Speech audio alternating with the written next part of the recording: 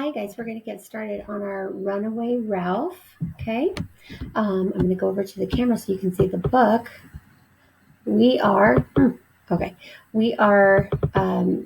reading chapter 4. So remember, he got caught by Garf in that butterfly net, and they put him in a cage, and he has his back turned because he's like, they're trying to feed him something, and he has his back turned because he does not want to be friendly with them. And the girls are excited about him, and it makes Garf upset, so Garf leaves. Remember that part. And then the camp counselor, Aunt Jill, says, no, this is Garf's. I think Garf should take care of the mouse. So we're going to see what is going to happen now. When Ralph awoke, the camp was dark. Crickets chirped in the weeds outside the craft shop. In the distance, frogs croaked, were suddenly silent, and croaked again. Timidly, Ralph began to investigate his new home. Someone had supplied him with food and water. A piece of paper had been dropped thoughtfully into one corner. Knowing that he was safe from the cat, Ralph nibbled at some dried corn and a lettuce leaf until his stomach was full. There we go. Oh, and if you're following along with me, I am now on page 70. Okay. Then he shredded the paper, which was somewhat harder to chew than the Kleenex he had enjoyed at the Mountain View Inn, and spread it around his cage before he summoned enough courage to explore his exercise wheel. So let's talk about the word summoned. I'll look that up here. Okay. That might be one of our words. Ralph climbed cautiously onto the wheel, which swung back and forth so alarmingly that he jumped off. He ran around his cage, examining the wheel from every angle. Deciding that the worst that could happen to him was falling off, Ralph tried again. This time he stayed on the wheel, and when he became accustomed, he's accustomed to the swinging motion, he tried a few cautious steps. The wheel spun pleasantly beneath his feet. So they used accustomed again, just like they did with his eyes getting accustomed to the bright light. So back at the summoned, spread it around his cage before he summoned enough courage. So what they're meaning by the word summoned is to get enough courage to be able to do it. Okay.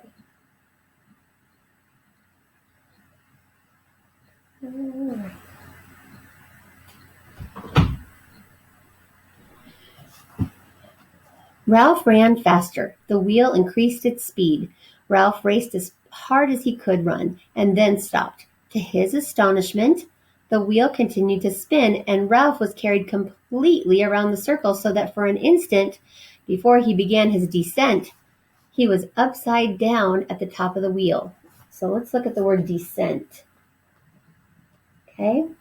It says that he was running around the wheel, and then he stopped, and the wheel kept moving, even though he wasn't moving, as he started to come back down. Descent means to come back down. This ride was fun. When Ralph had coasted to a stop, he began to run again so that he could spin around the full circle once more. Round and round went Ralph as the shadows in the craft shop faded. Spinning on a wheel was as dangerous and as exciting as riding a motorcycle. His motorcycle. Ralph leapt from the wheel to the side of the cage nearest the window. The rays of the rising sun slanted through the bamboo, but no matter how hard Ralph strained his eyes, he could not catch even a glimpse of chrome or red metal.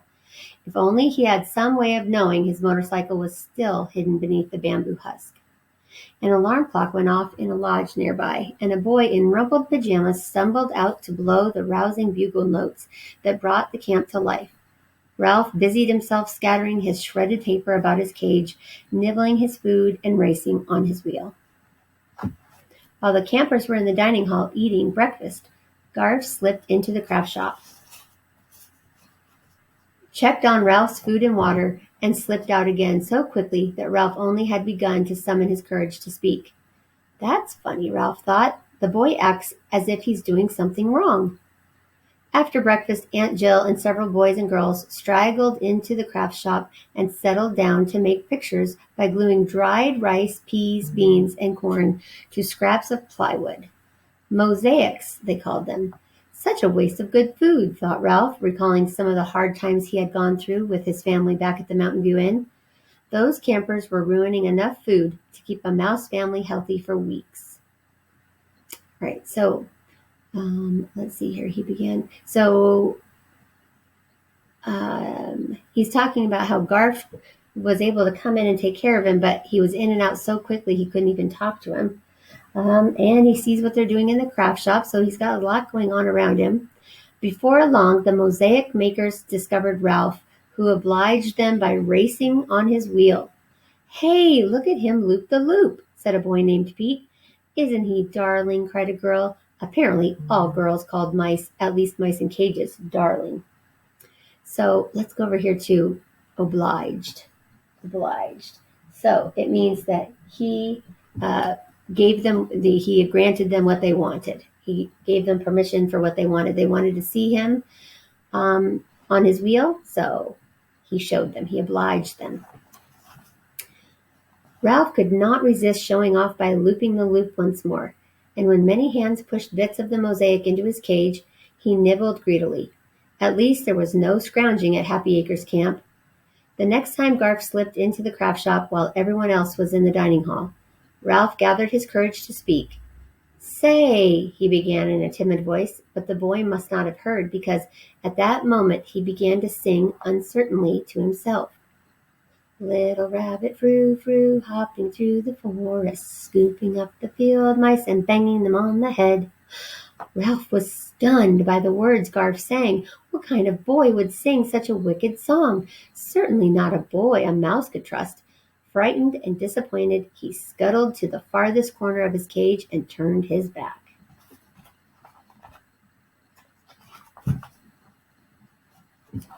Down came the good fairy, and she said, "Little rabbit frou frou, I don't want to see you." It should say more than that. Oopsie. Sorry, guys. "I don't want to see you, hopping through the forest, scooping up the field mice and banging them on the head." As Ralph sat trembling in his corner, he listened and was puzzled. Garf, with obvious pleasure, was singing the same words the campers were singing in the dining hall, but the tune was different. When their voices went up, Garf's went down. When their voices went down, Garf's went up. Sometimes his voice did neither, but wavered someplace in the middle. Ralph was bitterly disappointed by the whole turn of events. Garf was not interested in speed and motorcycles. He was interested in singing and in banging field mice on the head. The hot summer days droned on. Ralph was supplied with more food than he could possibly eat, and his exercise wheel kept him in trim. Whenever Catso sneaked into the craft shop and showed an interest in Ralph's cage, someone snatched him and shoved him out the door. Life was safe, comfortable, and not unpleasant. From his cage near the window, Ralph had a good view of the camp. To the left, through the bamboo, he could see the boys' lodges. To the right were the girls' lodges. Before him lay the dining hall, the camp office, a trampoline, a swimming pool, and a circle of benches, and old school desks in front of a platform that held a piano. Off to the right, beyond the shade of the walnut trees, a pasture shimmered in the summer heat. Counselors who were college students, like the summer help at the Mountain View Inn, led the activities of the campers, and one counselor lived in each lodge with 8 or 10 campers. Ralph always found something interesting to watch. Campers spreading their sleeping bags out in the sun to air, counselors leading singing and directing skits around the campfire in the evening. Boys racing to be first in line when the bell was rung to announce meals. Boys and girls in cowboy boots or English riding boots going off toward the barn for riding lessons. So he's watching all of these fun things happening, the boys racing each other to get in line for food, and the girls and boys both going out to the stable to ride horses. Boys and girls played and kittens romped under the walnut trees. Catso discovered a small hole in the craft shop's rusty screen door, which he explored with a paw as if it were a mouse hole. But faithful old Sam always arrived to tell him to move on. Never once did Garth forget to care for Ralph, and when he was not singing in his strange voice, he sometimes spoke. "Hi, little fellow," he would say, as he quickly detached the water bottle from the cage and refilled it at the sink. He even offered Ralph a sunflower seed with his fingers. Ralph was so lonely he was tempted to accept the seed for the sake of companionship. Then he remembered the song about mice getting banged on the head and retreated to the corner of his cage. One afternoon, when Ralph was particularly lonely, he decided that a boy who fed a mouse 3 times a day could not be so bad after all, and that the next time a sunflower seed was offered, he would venture out and accept it from the boy's fingers. However, when Garth finally came, he began to sing again. This time the song was different from the one the campers were singing over in the dining hall. It provoked Ralph's curiosity. Oh, that's another word, provoked. That means like it caught it and made it happen. It was like sometimes you might bother a brother or sister and then they get really upset and lash out. And so they might say, you provoked them. Well, that means like you did something that made them respond. It provoked Ralph's curiosity because he had heard others singing it, but had been unable to catch the words. The campers never sang this song when Aunt Jill was around, which made Ralph even more curious about the words. He was under the impression that they were not fit for grown-up ears, which of course made the song all the more interesting. Garth sang, and Ralph listened. Great green gobs of greasy, grimy gopher guts, stimulated monkey feet, chopped up baby parakeet. Oh my goodness, what a horrible song. That was enough for Ralph. In his haste to hide, so in his hurry to hide, he bumped into the spout of his water bottle and flooded one side of his cage. He found refuge, so his safety, behind a lettuce leaf where he sat trembling with nerves and fright while he refused to listen to another word of that fearsome song. Why, the next line might be about mice. Ralph stayed hidden behind the leaf for a long, long time. He was now certain that there was no hope of ever communicating with Garth. Chopped up baby parakeet? Garth actually relished the dreadful words.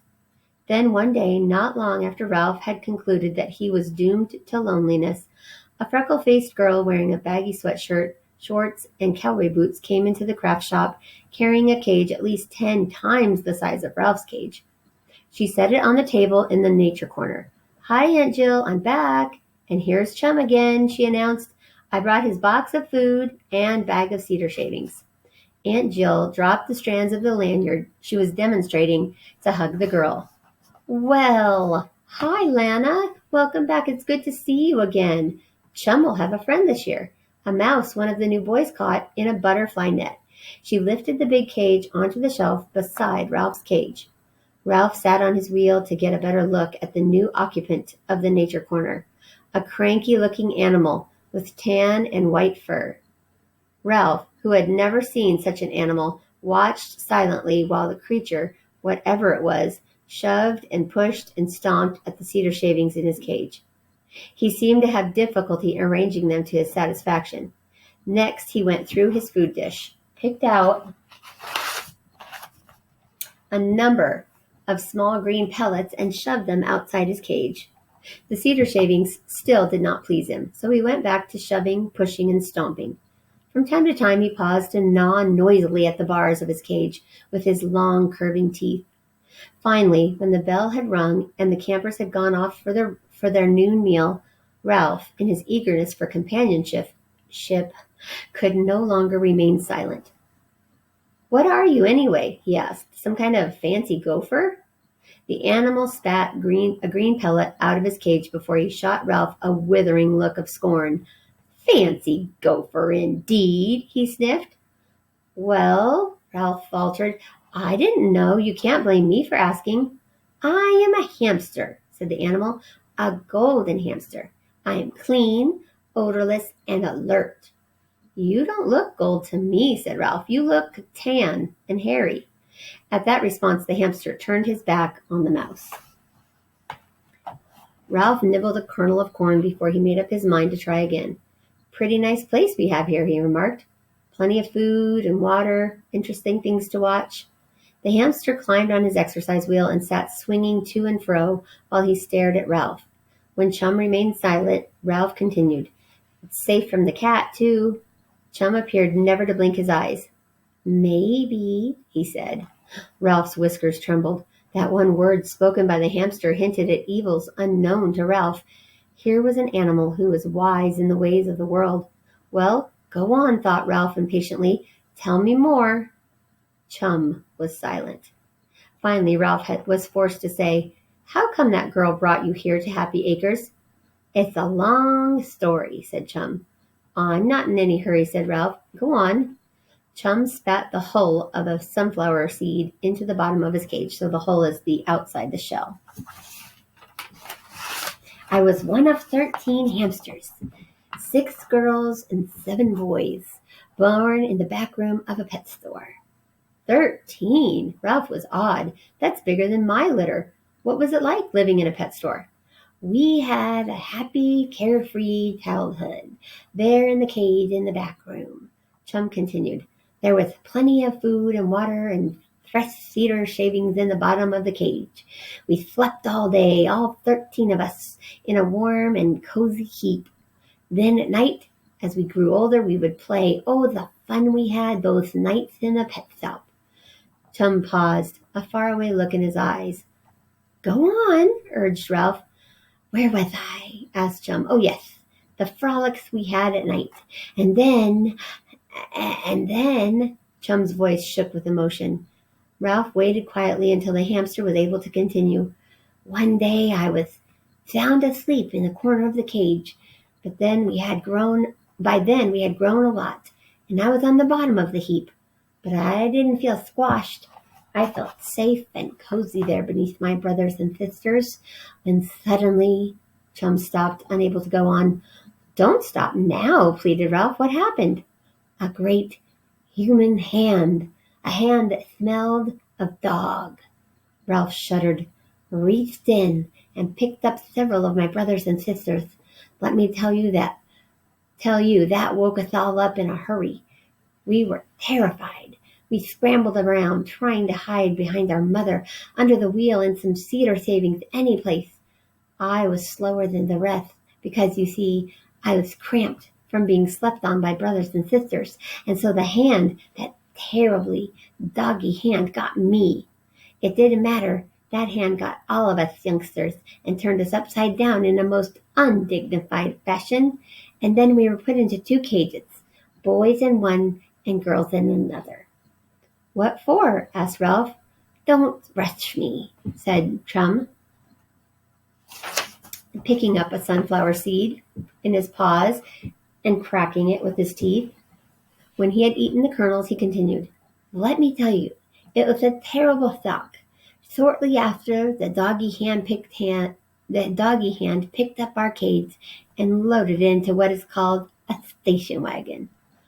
"I know." Ralph was eager to show off his knowledge. "I used to see them in the parking lot outside the hotel. They were always full of children and luggage and sometimes a dog or 2. Chum ignored the interruption. "We soon found ourselves with not the only cage to go into the station wagon. Our sisters were loaded in beside us, along with a box of turtles, a cage of rather downhearted canaries, and 2 large cages, one containing puppies and the other some very silly kittens. Oh, yes, and a cage of white mice." "White mice," said Ralph scornfully. "Anybody, not just owls, could see white mice in the dark." Then the man with the doggy-smelling hands climbed into the front seat along with his wife, and we were off. "Where to?" asked Ralph. "The county fair," answered Chum, "and it was a terrible trip. Kittens meowed, puppies whimpered, turtles scrabbled around in their box." "What's a county fair?" interrupted Ralph. "A noisy place," said Chum. "It's full of people yelling, children laughing, and shrieking machinery that whirls and spins and plays music, all sorts of animals that neigh and moo and baa. It was hot and dusty, and our cages were set out in a booth. By that time, we hamsters were exhausted. It had been light for several hours, and we hadn't had a wink of sleep." I know what you mean, said Ralph with feeling. That was only the beginning, continued Chum. A steady stream of people, mostly children, passed our cages. Big, little, most of them sticky, and all of them noisy. Look, Mommy. Look, Daddy. Look at the darling little hamsters. I want one. Daddy, buy me a hamster. All morning long. Parents were better. Don't be silly. Of course we can't have a hamster. You didn't take care of the last hamster you had. Come along. We don't have time to look at the hamsters. Then a whole busload of children, all of them wearing white T-shirts with letters across the front.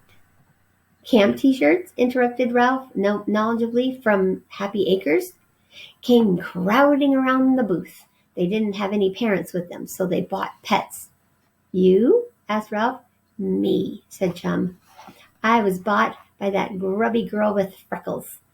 To make a long story short, the doggy hand stuffed me into a hot little cardboard box with a few so-called air holes poked in it, and I spent the rest of the day being jounced around, peeked at, and fed bits of caramel corn. Sounds good, said Ralph. Maybe, to a mouse. There was a touch of scorn in Chum's voice. We rode in the bus to this camp where a counselor put together a makeshift cage out of a bucket with a piece of screen bent over the top. After a few days, the girl's family arrived. There was quite a fuss when the parents saw that their daughter owned a hamster, but her two little brothers set up such a howl that once more I was stuffed into a box with the so-called air holes, and after more bouncing and jouncing, I arrived at the family's house, where I was put into this cage where I have lived ever since. Poked at with pencils whenever the children's forward little friends came over to play, fed hamster food full of nasty little alfalfa pellets that I keep shoving out of my cage. You'd think that they would catch on after a while, but no, they just keep on feeding me food mixed with alfalfa pellets. The worst part of my life is that I never get a full day's sleep. Someone's always moving the cage to dust, rattling something against the bars, running the vacuum cleaner.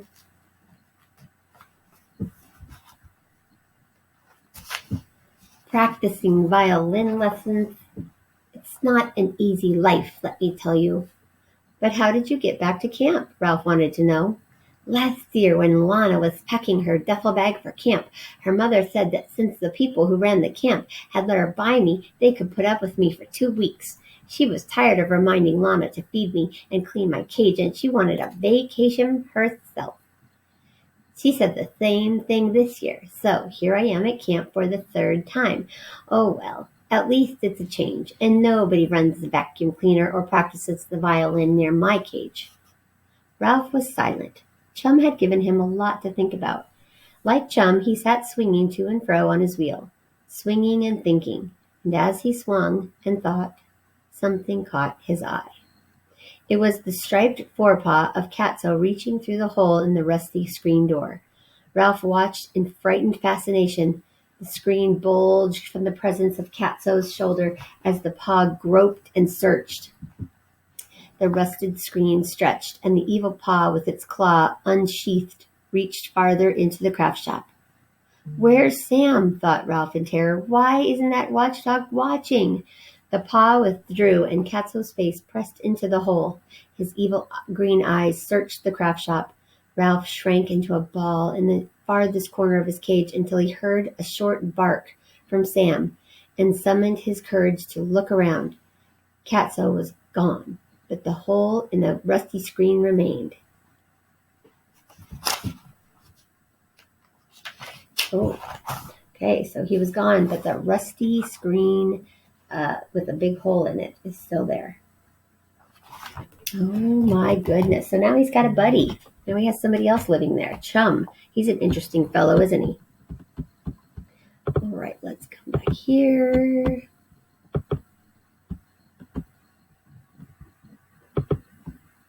Okay, so we talked about the word summoned and descent and obliged and provoked. I think I'm going to take out obliged, and we're just going to look at summoned, descent, and provoked. So let's see if I can look up summoned here and get a definition that we can use. Summoned means urgently call on someone to be present, especially as a defendant or witness in a law court case. Urgently demand. Okay, so when they summoned, they urgently demanded. So where was that in our book? Let's go back to chapter 4.